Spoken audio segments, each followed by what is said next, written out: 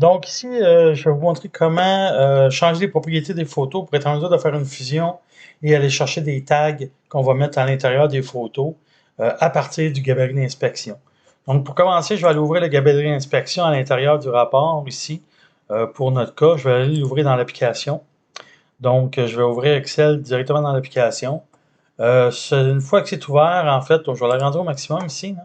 Dans le fond, qu'est-ce que j'ai besoin? J'ai besoin du nom, j'ai besoin de l'uniformat, j'ai besoin de la localisation, puis j'ai besoin aussi du photo. Fait que ce que je vais faire ici, là, je vais tout simplement venir, parce que par défaut, on est comme ça, je vais tout simplement filtrer pour notre besoin. Je vais dire, bon, mais moi, montre-moi seulement où est-ce qu'il y a des photos.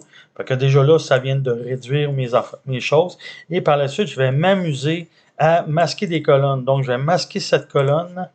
Donc, j'ai ma localisation photo. Je vais masquer toutes ces colonnes-là ici. Masquer.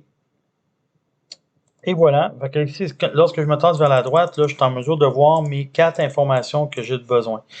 Donc, ici, ma fenêtre, je vais la placer du côté gauche comme ça. Ça aurait pu du côté droit, ça dépend de comment vous filez. Par la suite, je vais prendre ici ma portion de SharePoint.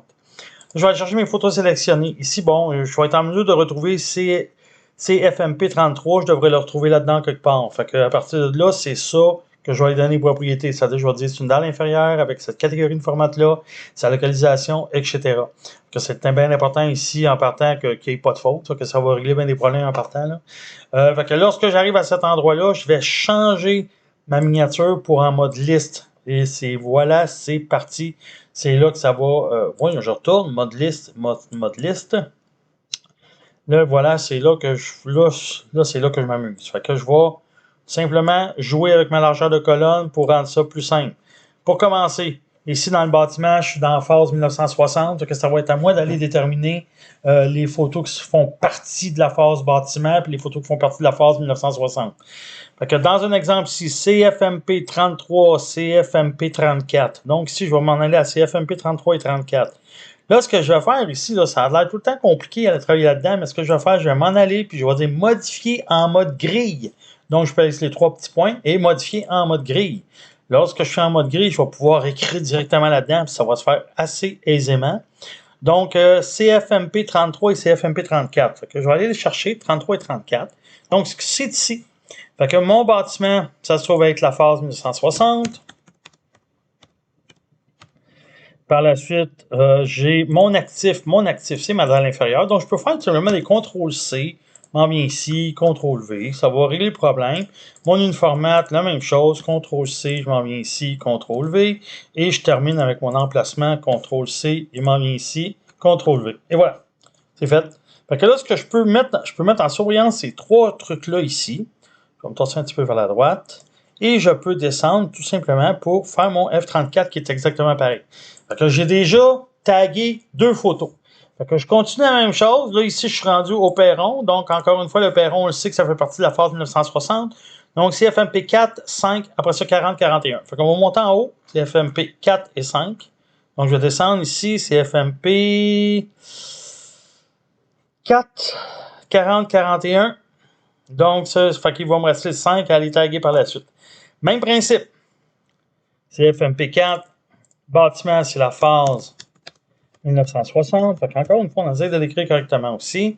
Donc, ici, c'est le perron. CTRL-V, l'uniformat. CTRL-V. Après ça, la localisation. CTRL-C. CTRL-V. Et c'est tout. Mais là, regardez, là, je m'amuse à les faire un par un, mais c'est vraiment bien pour vous l'expliquer. J'aurais pu arriver ici, là, faire phase 1960. Et lorsque je suis dans le bon ordre, je prends mon actif, mon uniformat, mon emplacement, CTRL-C, je clique ici, CTRL-V, puis ça va tout s'en aller à la bonne place. That's it. Fait que, tu sais, c'est à moi d'aller faire cet exercice-là. Donc, si je vais le faire. Donc, si je me rends compte, j'ai la même chose pour 41. Je vais m'en aller ici. CTRL-V. C'est tout. Puis ici, je vais recopier mon 1960. Ça a tout le temps de l'air facile de même. Dans un cas, j'ai besoin d'aller faire aussi pour le CFMP5. Ça, je peux tout mettre ça en surveillance. CTRL-C. Je vais trouver mon CFMP5 qui est ici. Je clique une fois. CTRL-V, et voilà. Lorsque je vais avoir complètement terminé de faire cette partie-là, là, je vais l'enregistrer. Je vais enregistrer la vidéo, je vais le laisser comme ça.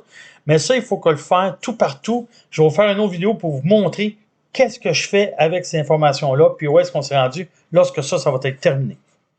Merci. Puis, j'arrête ça. Bon.